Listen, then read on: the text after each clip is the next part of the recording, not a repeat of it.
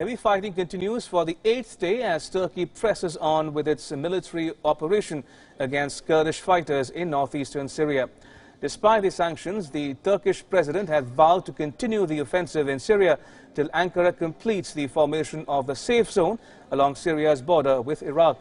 Erdogan also said that Turkey had informed US, European Union and Russia before the operation began. But none of the countries stood by Turkey when they were attacked by the terrorists.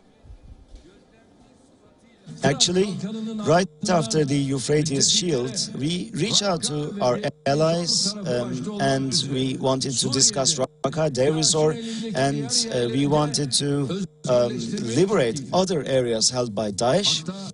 And actually, we prepared action plans. Everything was ready, but it looked rather unexplainable at the minute, at that moment. But now we know why.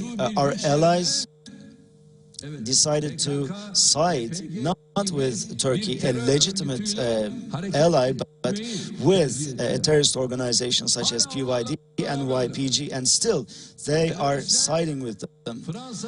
When terrorists were engaged in an attack in France, we were in France to commiserate with the French people, but when Daesh killed 50 people in Turkey or 100 people in Turkey, when they were engaged in suicide attack bombs, we couldn't see anyone right next to us.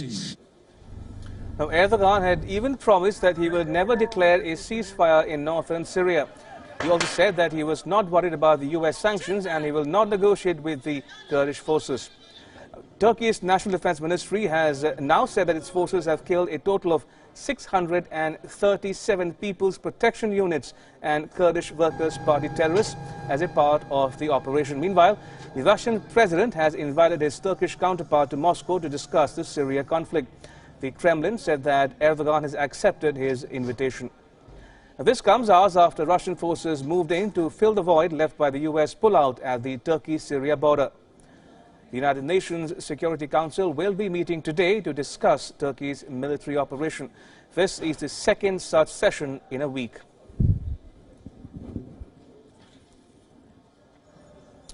The US Vice President Mike Pence has departed for Turkey today. Now, Pence is heading to Ankara to meet the country's President Recep Tayyip Erdogan and urge him to go in for an immediate ceasefire in Syria. The US is hoping to negotiate a settlement between the Turkish military and the Syrian Kurdish forces. The White House made the announcement a day after the US imposed a slew of sanctions on Turkey.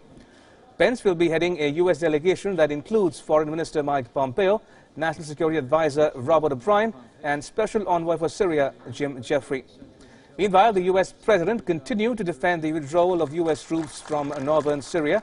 He said that if steel tariffs do not hit the country enough, he will impose more sanctions. Listen to what he said. Bring our soldiers back home, and we're being very tough on Turkey and a lot of others.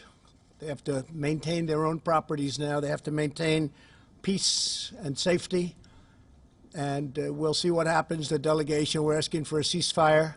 We put the strongest sanctions that you can imagine, but they get a lot.